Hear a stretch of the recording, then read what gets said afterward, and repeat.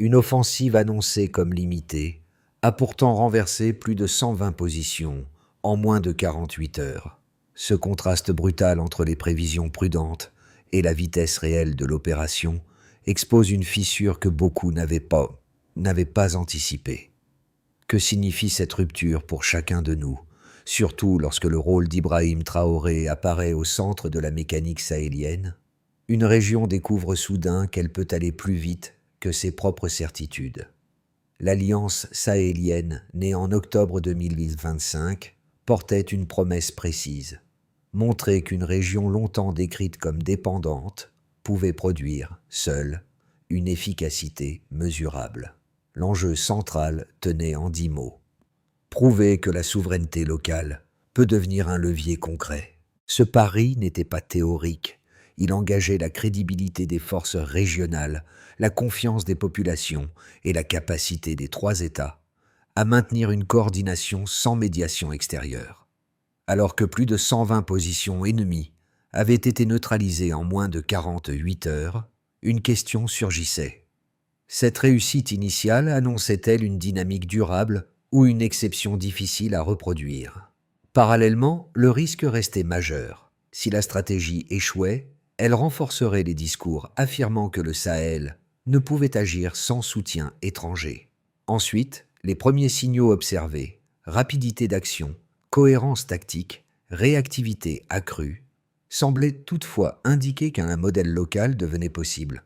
Dès lors, les enjeux dépassaient la seule dimension militaire. Ils redéfinissaient la manière dont la région allait raconter sa propre trajectoire dans les mois suivants. La révélation est arrivée dès les premières heures du 2 octobre 2025. L'Alliance sahélienne n'avait pas simplement répondu à une attaque, elle avait pris l'initiative, neutralisant plus de 120 positions en moins de 48 heures. Cette accélération, 4 fois plus rapide que les opérations extérieures habituelles, a surpris même les observateurs les plus prudents. En même temps, un élément inattendu s'est imposé: la capacité d'anticipation du dispositif coordonné autour d'Ibrahim Traoré, capable de réduire les délais diplomatiques et d'agir avec une cohérence rarement observée dans la région. Ensuite, la dynamique s'inscrivait dans une décennie marquée par des interventions lentes, des villages en ruine et une dépendance structurelle qui avait façonné la perception du Sahel. À l'inverse, l'offensive d'octobre démontrait qu'une stratégie enracinée localement pouvait transformer la manière de réagir, d'anticiper et de stabiliser. Il est notable que les technologies sahéliennes, drones assemblés à Bamako ou Niamey, réseaux de communication interne, systèmes d'observation adaptés au désert, n'étaient plus expérimentales. Elles devenaient le socle d'une autonomie opérationnelle. Cette montée en compétences, longtemps sous-estimée, tame tôt dans le terrain et ouvrait une alternative crédible aux modèles importés. Un autre angle montre que permet de comprendre l'ampleur du changement. Les unités mobilisées validaient leurs décisions directement sur le terrain, sans attendre l'aval d'un centre étranger. Les chaînes de commandement, longtemps fragmentées, se resserraient autour d'un principe simple: agir vite, selon une lecture locale du terrain. Cela montre que le Sahel cessait d'attendre. Il redevenait acteur de sa propre sécurité. Dans une scène concrète, dans un avant-poste proche de la frontière nigérienne, un officier malien a décrit comment son unité, autrefois dépendante d'intermédiaires extérieurs, recevait en temps réel des informations issues de réseaux locaux.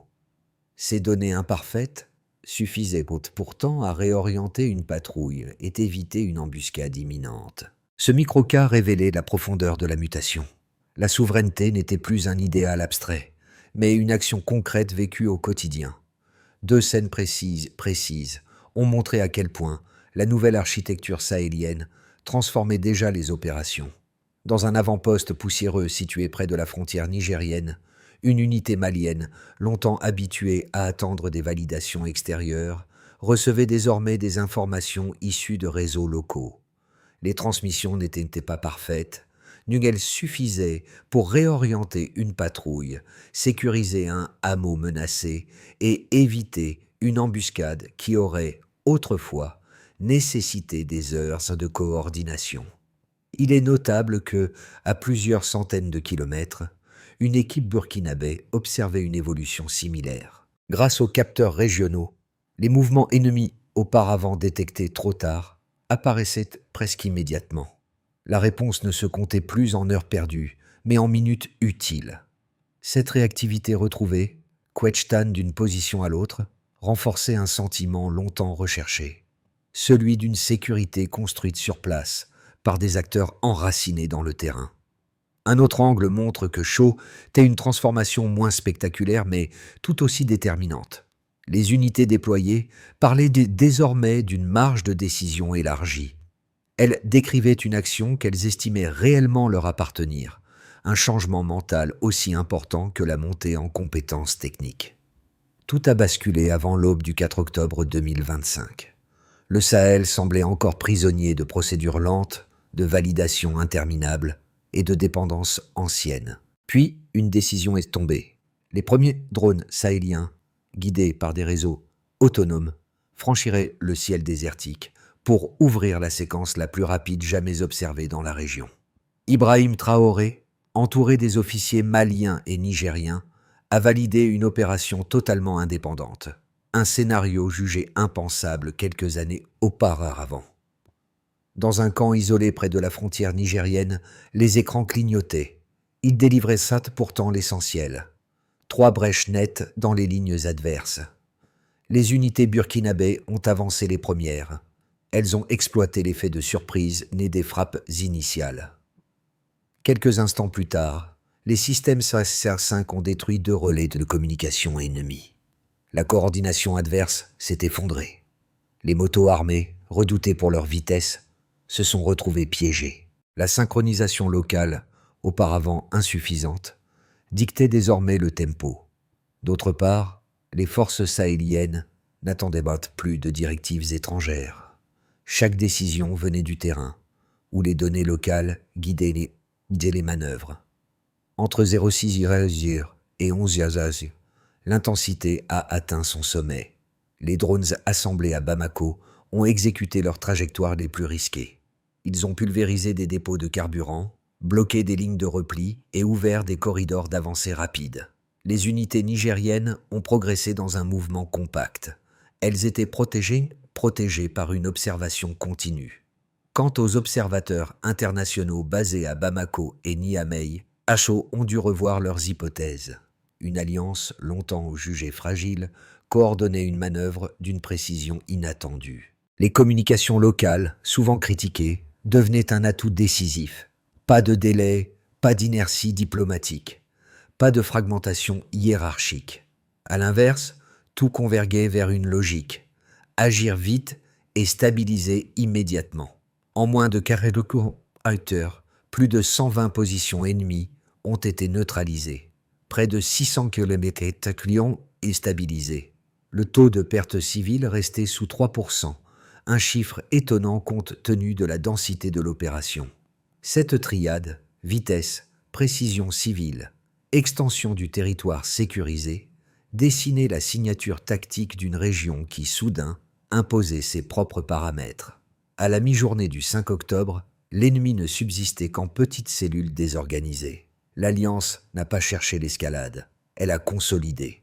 Les troupes ont sécurisé les axes secondaires, rouvert des routes, escorté les premiers retours de villageois. Simultanément, les équipes techniques analysaient les données récoltées pour ajuster les opérations suivantes.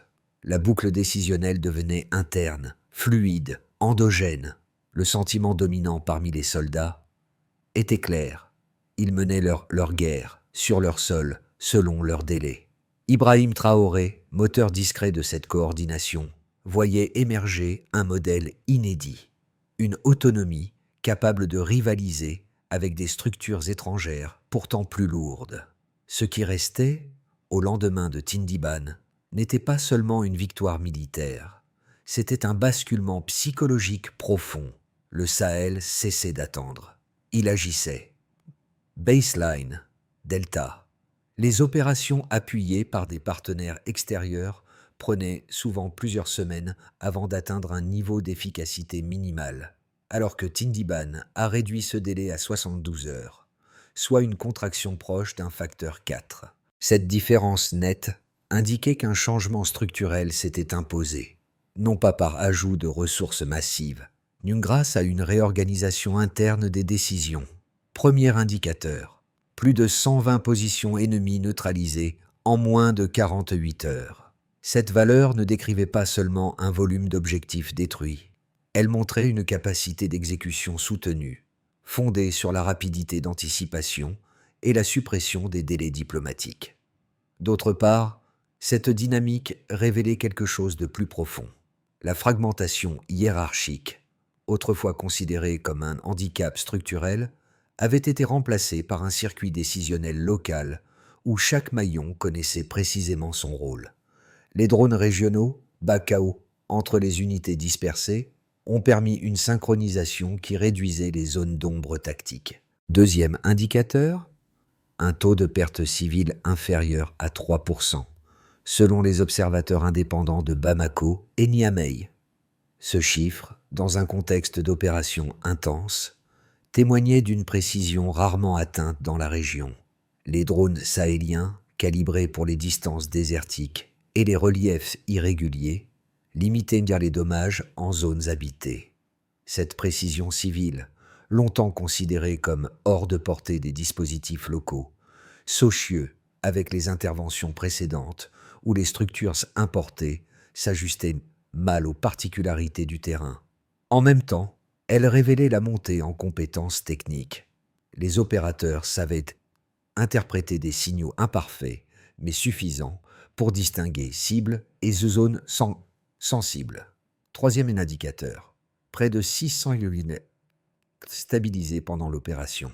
Cette surface ne reflétait pas uniquement une extension géographique. Elle représentait une capacité inédite à couvrir plusieurs axes simultanément. Les unités burkinabées, maliennes et nigériennes ont pu agir sur des segments distincts sans perdre la cohérence d'ensemble. Il est notable que les réseaux de communication autonomes rendaient possible cette expansion contrôlée. Ils offraient un flux continu d'informations, même dans les zones les plus éloignées. Mis en parallèle avec voie les interventions passées, où les progrès dépendaient donc d'intermédiaires extérieurs, cette autonomie technologique changeait entièrement l'échelle d'action. La logique derrière ces trois métriques, chacune illustrait un aspect d'une même transformation. La vitesse capturait la cohésion tactique. La précision civile révélait l'adaptation fine de la technologie locale. L'étendue stabilisée prouvait la capacité à traduire ces résultats en contrôle durable du territoire.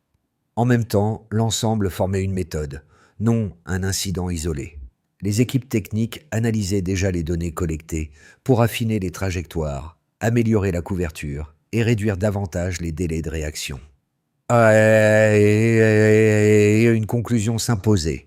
Les chiffres n'étaient pas des effets ponctuels, ni la signature d'un nouveau mode opératoire fondé sur les ressources sahéliennes elles-mêmes. Deux thèses critiques dominent le débat autour de Tindiban, chacune portée par des arguments solides qu'il faut examiner sans les minimiser. La première affirme qu'une victoire aussi rapide risque d'installer une militarisation durable du Sahel. Selon cette vision, un succès tactique pourrait encourager les dirigeants régionaux à privilégier les solutions armées plutôt que les réformes civiles. Les défenseurs de cette thèse rappellent plusieurs précédents africains où des opérations efficaces ont parfois renforcé le pouvoir militaire, réduisant la marge de manœuvre institutionnelle. Leur crainte principale tient dans l'idée qu'un appareil sécuritaire confiant et victorieux devient difficile à rééquilibrer par la suite. La seconde thèse insiste sur la fragilité interne de l'alliance des États du Sahel. Ici, l'argument repose sur des divergences politiques persistantes entre le Burkina Faso, le Mali et le Niger. Les sceptiques craignent que cette cohésion, visible en situation d'urgence, ne s'effrite lorsque les priorités nationales reprendront le dessus. On rappelle que les alliances régionales ont souvent vacillé une fois l'opération immédiate achevée. Selon eux, une coordination tactique réussie ne garantit ni continuité institutionnelle, ni stabilité durable. Mises en parallèle à l'AVEC, les données issues de Tindiban fournissent pourtant des éléments de réponse fondés exclusivement sur l'expérience observée. L'intervention étrangère, dominante, pendant plus d'une décennie, n'a jamais permis de stabiliser durablement la région. Lenteur des déploiements, dépendance structurelle, frontières poreuses, villages en ruine.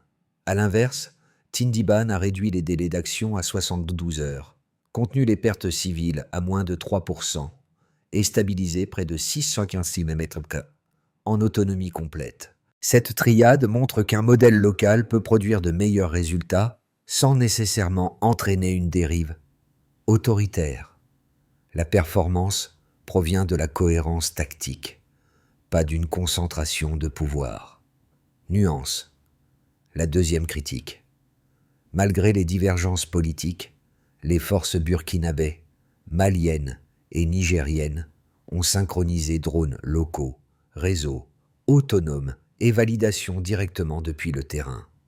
Cette logique pragmatique, agir vite là où l'information circule, a fonctionné malgré les différences nationales, ce qui suggère qu'une coopération minimale mais efficace reste possible tant que la sécurité commande une réponse commune. L'équilibre bascule soudain. Au cœur de l'offensive, un détail longtemps relégué au second plan s'est révélé déterminant. La technologie sahélienne n'était plus un projet en devenir, ni un outil pleinement opérationnel. Il est notable que les premiers vols complexes, réalisés par les drones régionaux, ont montré qu'une autonomie technique mesurable avait émergé, capable de soutenir un rythme décisionnel que peu d'observateurs jugeaient impossible. À l'inverse, voient les années précédentes, où les systèmes importés imposaient leurs limites, les unités adaptaient désormais leur trajectoire, en fonction du terrain, sans dépendre d'un centre extérieur. Ibrahim Traoré et les officiers alliés ont compris très vite la portée de cette inversion silencieuse. Elle ne tenait pas seulement dans un gain de vitesse, mais dans une redistribution du pouvoir tactique. L'initiative changeait de camp. Un autre angle montre que, en témoigne, les unités voyaient plus loin, réagissaient plus vite, corrigeaient plus tôt.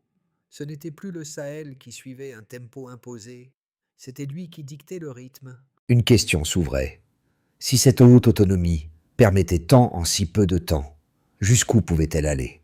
Dans les jours suivants Tindiban, les effets les plus visibles sont apparus dans les villages du Burkina Faso, du Mali et du Niger. Les familles déplacées, retenues jusqu'alors par la peur, ont commencé à revenir dans leur localité.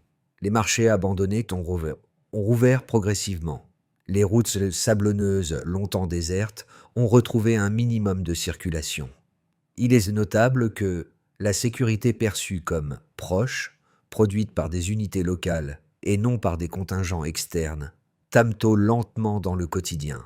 Les habitants y voyaient non seulement un répit, mais aussi un signe de dignité retrouvée, nourri par une victoire menée à partir du terrain.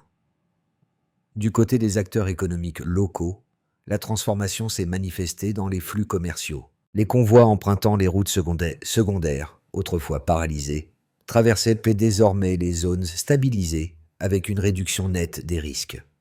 Les coûts logistiques baissaient, les pertes liées aux embuscades reculaient, les échanges transfrontaliers, longtemps ralentis, reprenaient doucement. D'autre part, cette amélioration ne dépendait pas de grands programmes financés de l'extérieur, ni d'une dynamique issue directement de la coordination locale. Un autre angle montre que cette reprise restait fragile, mais bien réelle. Elle reposait sur la continuité des sécurisations initiées pendant l'opération. Pour les institutions nationales, Tindiban a servi de test grandeur nature. Les états-majors ont constaté qu'une opération entièrement coordonnée depuis la région pouvait surpasser des dispositifs extérieurs pourtant plus lourds. Les administrations civiles, Sang-Sang, ont commencé à réhabiliter certains services essentiels. Eau, accès secondaire, sécurité de proximité. Cette cohérence accrue consolidait une idée longtemps débattue, mais rarement démontrée. Les États sahéliens pouvaient produire de l'efficacité sans médiation internationale. Ensuite, la stature d'Ibrahim Traoré s'est renforcée dans l'espace politique régional, non sous forme d'autorité solitaire, mais comme point de cohésion d'une vision collective enracinée dans les pratiques locales. À l'international, les partenaires extérieurs ont été contraints de réexaminer leurs hypothèses. Plusieurs capitales, habituées à considérer le Sahel comme dépendant, ont dû ajuster leurs analyses. Les sanctions ont commencé à être réévaluées. Les rapports militaires officiels relevaient désormais la précision de l'offensive et la capacité technique des drones sahéliens. Certaines chancelleries reconnaissaient, parfois uniquement en privé, que les approches étrangères avaient échoué là où la coordination locale avait réussi. Cette redistribution silencieuse des regards redéfinissait la manière dont la région se projetait à court terme. Mise en contraste avec voile et récits antérieurs, Tindiban devenait un cas d'école, une démonstration que l'autonomie pouvait générer des résultats concrets, lisibles et vérifiables. Le point essentiel est que l'efficacité locale a modifié simultanément le quotidien, l'économie, l'État et la perception extérieure. Dans une trajectoire prudente, continuité maîtrisée. Dans cette trajectoire, l'Alliance des États du Sahel maintient la cohésion démontrée pendant Tindiban. Les forces burkinabées, maliennes et nigériennes poursuivent la stabilisation progressive des zones sécurisées. Les réseaux de communication locaux gagnent en fiabilité, assurant une surveillance régulière des axes sensibles. Parallèlement, certaines capitales étrangères ajustent leur position, assouplissent des restrictions ou proposent des coopérations techniques limitées. L'avancée reste prudente, sans rupture, mais solide. La région capitalise sur les acquis, répare ses routes, consolide ses avant-postes et réduit les périodes d'exposition aux menaces. Ce scénario repose sur une dynamique d'effort continue, plutôt que sur un momentum spectaculaire. Dans une perspective plus favorable, diffusion régionale. Ici, les effets de Tindiban dépassent les frontières immédiates. Les succès tactiques inspirent d'autres pays africains à renforcer leur autonomie stratégique. Mutualisation des technologies, partage d'expertise sur les drones locaux, sécurisation coordonnée de segments frontaliers. Il est notable que de nouvelles coopérations sud-sud émergent, on pense, non dans une logique symbolique, mais dans des projets concrets, centres techniques partagés, formation croisée, amélioration conjointe des réseaux civils. Certaines puissances extérieures, observant la montée en compétences locales, réévaluent leurs approches et privilégient un accompagnement léger plutôt qu'un pilotage direct. Cette trajectoire transforme le Sahel en pôle d'autonomie émergent. Dans une éventualité plus fragile, fragmentation latente. Dans cette version, les divergences politiques entre le Burkina Faso, le Mali et le Niger se réactivent une fois l'urgence militaire passée. Les réseaux locaux, mal entretenus, se dégradent. Les unités peinent à synchroniser leurs actions. Les tensions internes alimentent des campagnes de désinformation. Les partenaires extérieurs réintroduisent progressivement leurs programmes, recréant les dépendances antérieures. L'alliance s'affaiblit et les acquis opérationnels de Tindiban s'effritent, laissant la région dans une zone grise entre stagnation et retour au cycle précédent. Une réflexion utile serait la suivante. Pour analyser ces trajectoires, il faut adopter une posture conditionnelle, non prédictive. Le Sahel progresse lorsque la décision reste alignée sur les capacités locales. Pour comprendre ce que Tindiban représente réellement, il faut observer la manière dont 3 catégories de publics interprètent l'offensive. Le premier groupe, composé de ceux qui suivent régulièrement l'actualité africaine, perçoit dans cette séquence une rupture rare. Une région longtemps décrite comme dépendante retrouve l'initiative. Les images de routes rouvertes, de marchés de nouveau fréquentés ou de villages regagnés alimentent une curiosité nouvelle. Ils y voient un contre-exemple au récit de crise qui, depuis des années, dominait les descriptions du Sahel. Le deuxième groupe, constitué de personnes sensibles aux questions de souveraineté et de sécurité, examine Tindiban sous un autre angle. Il est notable que les données issues de l'offensive, réduction massive du temps de réaction, précision accrue, stabilisation élargie, nourrissent donc leurs réflexions sur la capacité des États africains à remodeler eux-mêmes leurs environnements stratégiques. En même temps, ces spectateurs évaluent ce que signifie maîtriser son propre terrain dans un contexte où les pressions extérieures restent fortes. Le troisième groupe, plus analytique, cherche des repères géopolitiques. Pour eux, Tindiban devient une étude de cas, une démonstration qu'un bloc régional peut redéfinir sa relation avec ses partenaires extérieurs en s'appuyant sur ses propres ressources. Ils observent comment une méthode née d'une nécessité sécuritaire locale peut influencer les cadres de coopération, de sanctions ou de dialogue. Mise en contraste avec BA Perspective, une idée traverse ces trois publics. L'opération n'a pas uniquement produit un résultat militaire. Elle a ouvert une question plus large sur la manière dont une région reprend la main sur son avenir immédiat. Au lendemain de Tindiban, une question domine. Comment transformer un succès ponctuel en dynamique durable reposant sur les capacités locales? Les orientations déjà visibles sur le terrain offrent une base solide pour dessiner une feuille de route cohérente que plusieurs officiers sahéliens associent à la vision opérationnelle d'Ibrahim Traoré. La première étape consisterait à harmoniser la formation militaire. La mise en place d'académies communes entre le Burkina Faso, le Mali et le Niger permettrait d'unifier les méthodes, de renforcer les compétences tactiques et d'améliorer la lecture du terrain. Ces espaces formeraient autant les officiers que les unités déployées. La deuxième étape viserait à stabiliser durablement les zones sécurisées. Certaines zones consolidées pendant l'opération pourraient devenir des axes de mobilité pour les villageois, les commerçants et les services essentiels. L'objectif serait de créer des espaces continus où la sécurité profite directement aux populations. La troisième étape impliquerait de faire évoluer les technologies locales. Les drones régionaux et réseaux autonomes, déjà opérationnels, doivent suivre les besoins du terrain. Le renforcement de la production locale, supporté par des équipes techniques régionales, garantirait une montée en compétences progressive. La quatrième étape chercherait à élargir la coopération civile. La coordination ne peut pas rester exclusivement militaire. Des programmes de mobilité civile, santé, agriculture, éducation renforceraient la cohésion entre les trois États et réduiraient les méfiances héritées de décennies d'instabilité. Enfin, une cinquième étape proposerait de institutionnaliser la coordination. La création d'un conseil permanent de l'AES assurerait la continuité des décisions, le suivi des projets structurants et la gestion des crises. Ce cadre donnerait une cohérence politique aux initiatives issues du terrain, prolongeant la dynamique enclenchée, notamment celle que plusieurs acteurs attribuent à l'approche d'Ibrahim Traoré.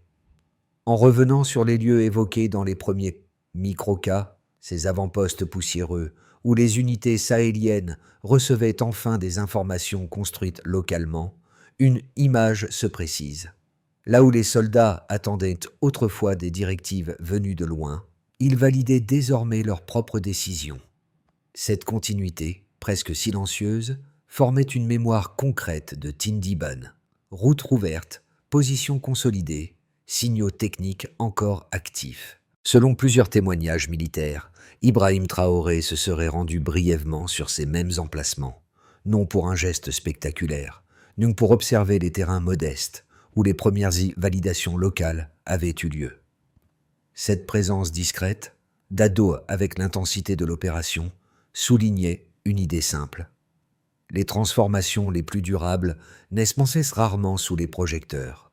En même temps, les soldats se déployaient partageaient un sentiment nouveau, celui de reprendre la maîtrise de ce qui leur avait échappé pendant des années. Cette évolution n'avait rien d'abstrait. Elle se lisait dans la manière dont ils se déplaçaient, coordonnaient, sécurisaient. À mesure que le Sahel réorganise ses priorités, une dimension plus discrète émerge. La manière dont chacun interprète ce moment de transition. Les habitants qui ont vu des routes rouvertes, les observateurs qui suivent les mutations régionales, les lecteurs qui cherchent des repères pour comprendre les équilibres en mouvement, tous perçoivent qu'un tournant opère silencieusement. Cette offensive n'a pas seulement réécrit un rapport de force, Elle a rappelé qu'un territoire peut changer lorsqu'il s'appuie sur ses propres ressources. En même temps, cette lecture invite à prendre part au débat plutôt qu'à rester spectateur. Les récits sur le Sahel évoluent, et la compréhension collective dépend de ceux qui les interrogent, les comparent, les prolongent. Un autre angle montre que chaud n'est que partager une analyse, poser une question ou confronter un angle contribue à éclairer ce type de transformation régionale. Si vous le souhaitez, vous pouvez prolonger la discussion, demander un éclairage supplémentaire ou explorer un autre volet des enjeux. Quelle lecture personnelle retenez-vous de cette bascule sahélienne ?